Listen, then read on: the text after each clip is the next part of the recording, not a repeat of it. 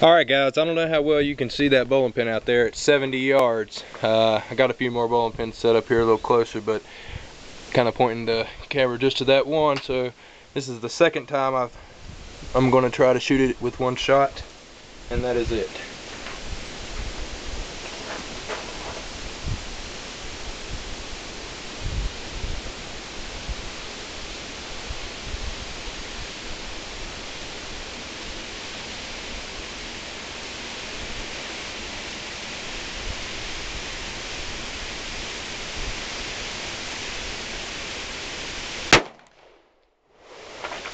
Awesome. One shot again. It's pretty sweet. I love this Glock. Glock 26.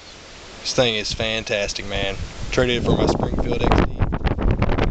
10 times the gun that was. As you can see, it's incredibly windy out here, and it's still shooting accurately at 70 yards. So there you go, buddy.